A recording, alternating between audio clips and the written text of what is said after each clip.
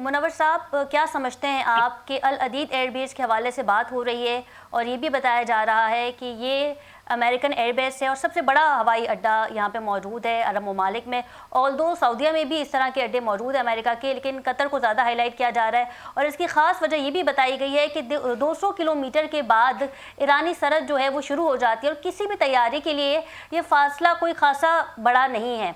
और वहाँ पे अमेरिका की B-25 तैयारा भी मौजूद है, जिससे पहले भी ईरान पे हमला किया गया था अमेरिका की जानिब से। तो क्या कतर की सरजमीन इस्तेमाल हो सकती है ईरान के खिलाफ? देखिए, पहले तो बहुत शुक्रिया। कतर ने भी, सऊदी अरब ने भी, ओमान ने भी, इन ममालिक ने मैसेज कन्वे किया है ईरान को कि वो अपनी सरजमीन को ईरान के खिलाफ इस्तेमाल नहीं होने देंगे। आज अमेरिका की फोर्सेस के अंदर रिडक्शन भी हुई है, बिल्कुल कमी वाकया हुई है। इस अल उदैद बैस से कुछ अमेरिकन फोर्सेस को ले जाया गया है वापस अमेरिका। बिल्कुल।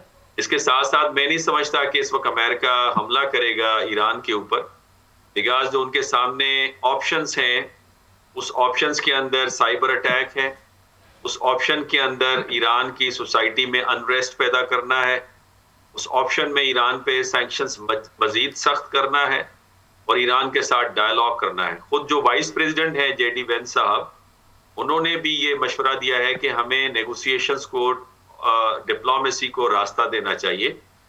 हाँ, अमेरिका हमला कर सकता था अगर कतर, ओमान, सऊदी अरब, इजिप्ट, तुर्की, पाकिस्तान ये राजी होते। खुद इजराइल से आज स्टेटमेंट आई है जिसमें ये वाज़ेह तौर पे बताया गया है कि अच्छा मुनव्वर साहब, बहरी जहाज़ों का भी जिक्र हो रहा है। ये बताया जा रहा है कि समंदर के थ्रू ईरान पे अटैक किया जा सकता है। इस पर ज़रा तज्जिया दीजिएगा। हाँ, ये एक खदशा है कि सब बहरीन से हमला कर लें, लेकिन उसके लिए ईरान ऑलरेडी तैयार है। इस वक्त गल्फ के अंदर ईरान अपने आप को उसने मुस्तैद भी रखा हुआ है और साथ में मुख्तलिफ एक्सरसाइजेस भी कर रहे हैं। और फिर चाइना और रशिया ने भी वार्न कर दिया है। खुद अमेरिका में इस वक्त लाखों लोग मुजाहरा कर रहे हैं, जलाओ घेराव सिलसिला चल रहा है, प्रेसिडेंट ट्रंप से रेजिग्नेशन की डिमांड कर रहे हैं। तो लिहाजा ये वो अवामिल हैं। मुझे नहीं लगता कि इस वक्त जो फजा है वो अमेरिका के लिए किसी भी लिहाज से फेवरेबल है।